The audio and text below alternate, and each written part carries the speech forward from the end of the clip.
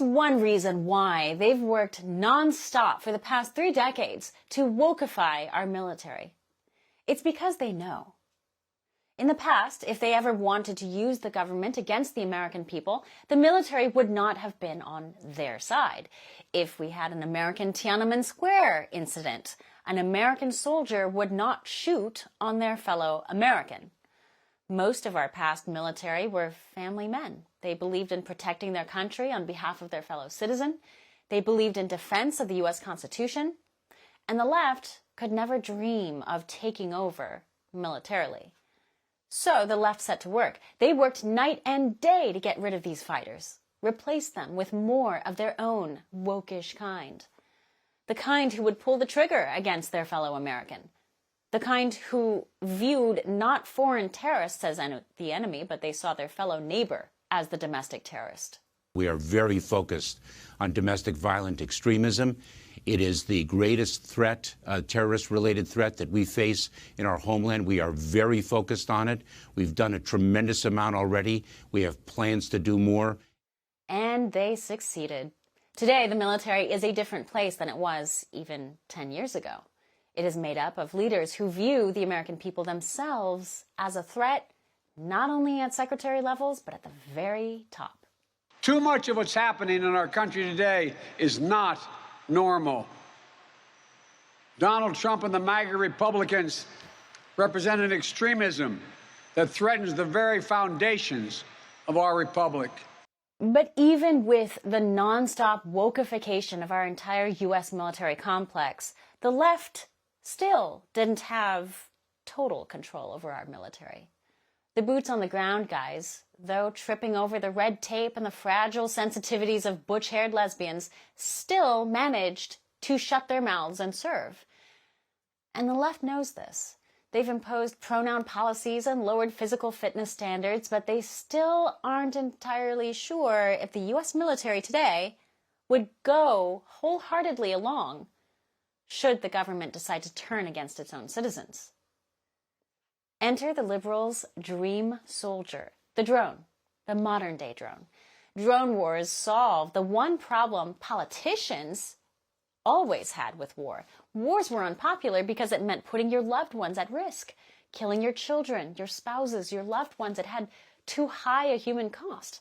But the moment you eliminate that human cost, the decision to go to war becomes far easier.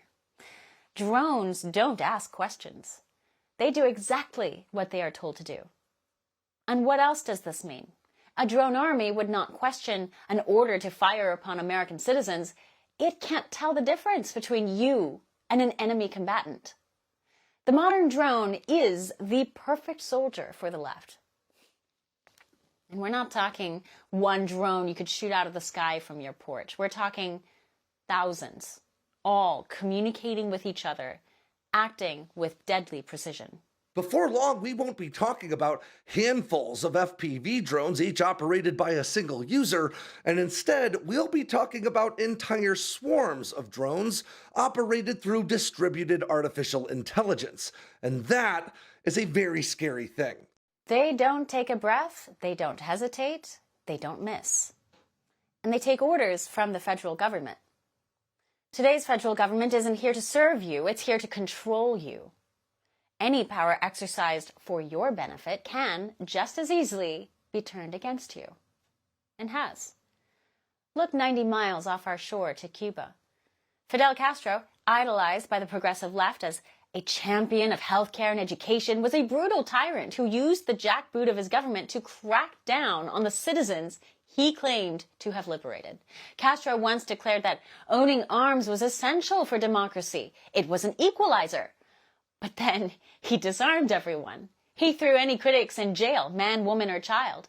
He used the Cuban military along with roving militias. It was estimated 1 out of every 94 Cubans were thrown in prison under Castro's rule. This was a government that turned on its people. Could that happen here? A few years ago, no, not really. Now, well, thanks to the Second Amendment, it's estimated Americans privately own nearly 400 million guns, not to mention the ammo. out of an estimated global stock at around 900 million. So almost half of the world's guns are in private U.S. hands. There are more guns than people in the United States, a proud brag. From a sheer numbers perspective, our government would be hard-pressed to turn against us. According to the Pentagon, we have about 2 million active and reserve forces in the entire United States military, and ground troops barely 500,000. As for law enforcement, as of 2022, there were only about 700,000 officers in the entire United States. So, the U.S. government against the American people? Less than 3 million bodies against 333 million citizens. Numbers are not on the side of the government in this kind of scenario, even assuming all those 3 million would strictly follow orders. But bring in the swarm drones and thousands of machines controlled all at once, and you have a completely different scenario.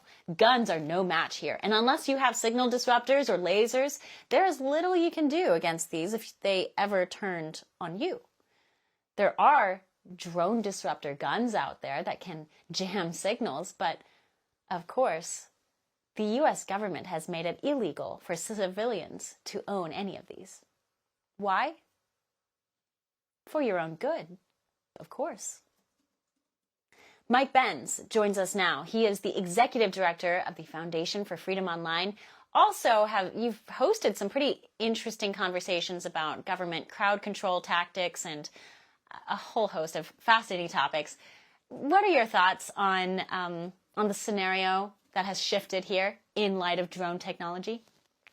I think you've exactly nailed it. It's a fascinating situation, a world that we're living in the changing face of war, the changing face of counterinsurgency. This is really the world we're in when we're talking about crowd control.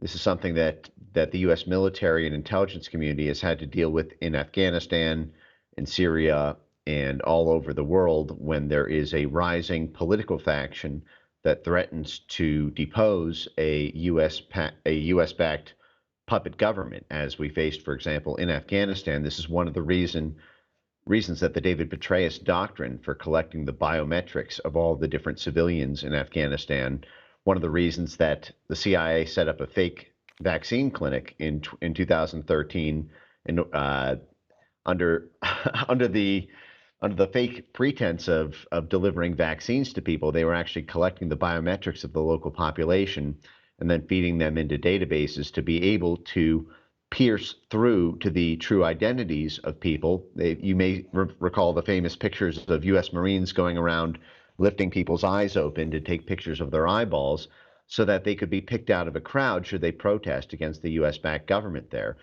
But you mentioned something really interesting with guns, because obviously the fact that America is the gun capital of the world is partially related to our Second Amendment and partially related to our private enterprise around gun production companies who make these fairly ubiquitous and easy to purchase. But there's a similar story also with drones.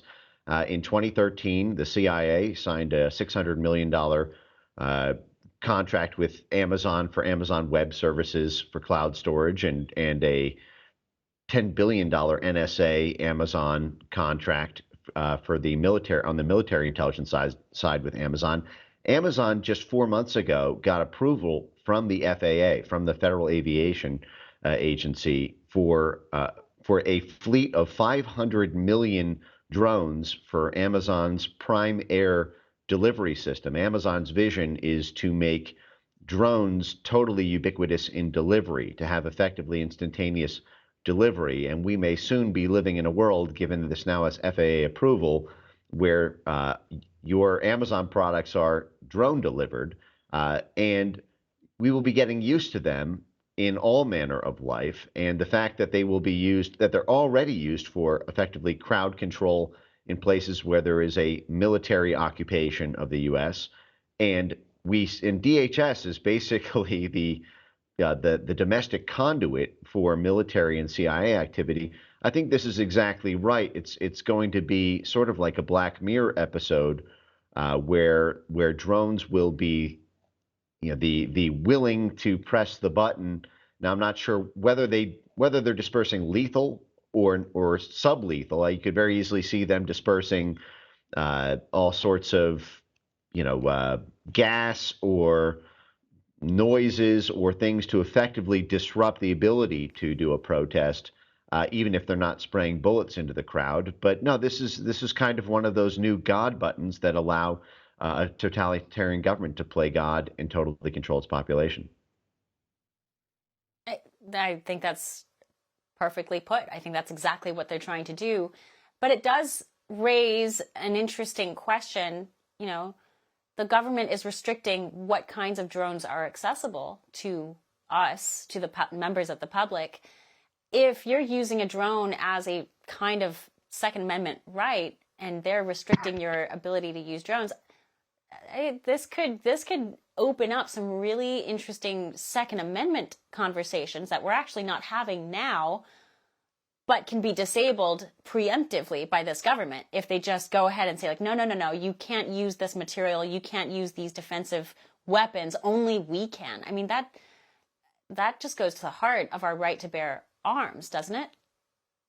Oh, it certainly does, and they're well aware of that. I mean, if you recall, even just about a month and a half ago in Butler, Pennsylvania, one of the ways that the scouting out for the assassination of the president, the attempted assassination of Donald Trump, took place was, in conjunction with the roof attack and the use of a long range firearm. There was an actual drone surveillance over the area by the shooter, and this is something that I think is a fear that the government will use in order to justify selective use, selective monopoly control over both drone activity and the prohibition of the ownership of drones by civilians, as well as the prohibition of anti-drone. I think you said this very clairvoyantly in your opening remarks, which is that anything that might stop a government drone is going to be outlawed, and we are rapidly being reduced to being viewed in the same way that the military views an insurgency force in Afghanistan. They see the same way about insurgency political voices now in America.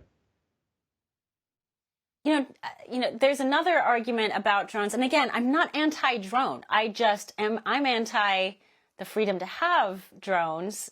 If the government is going to have one kind of drone that has a capability, well, give us that capability too. I think that's our right as citizens.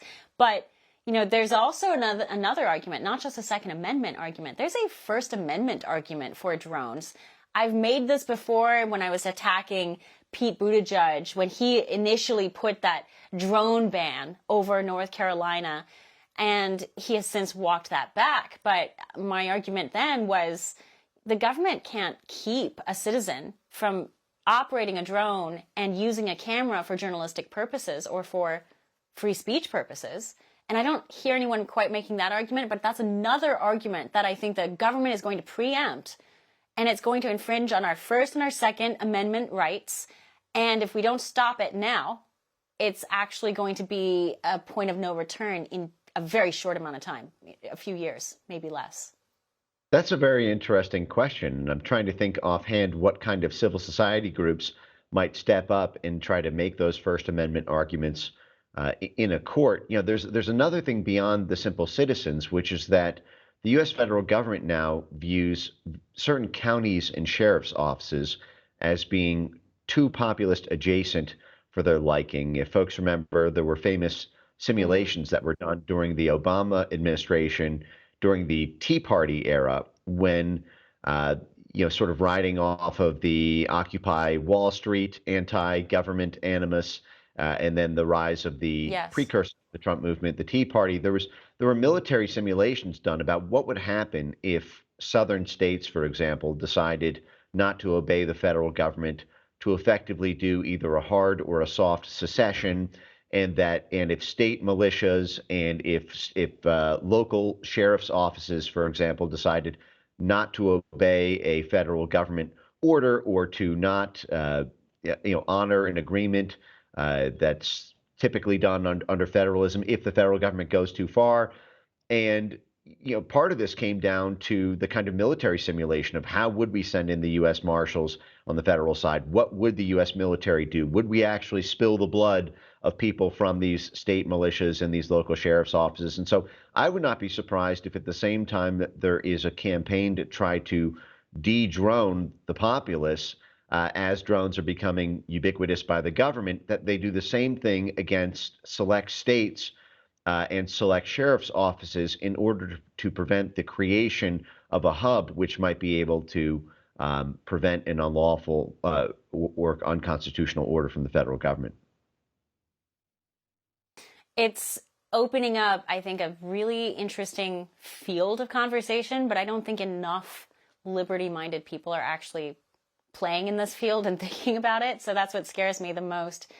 I think Mike, it will when Amazon Air Prime comes online. I think when these become real and you're getting your milk delivered this way, and your furniture delivered this way, these conversations will rapidly come online. But I think you're ahead of your time, and rightly so. Well, I hope you're right. I hope it does open up that conversation. But again, going back to human nature, they're going to take convenience over liberty a lot of the time. And that's why our founders were a very select few men who were able to stand up and break the shackles from the most powerful empire in the world. And again, it only took a few of them. It didn't take all of them. But always a pleasure. You were exactly the person to have this conversation with. Mike, thank you so much. American legal might taking on China. Sean Reyes, Attorney General of Utah and Chairman of the Republican Attorneys General Association, is here. Don't go away.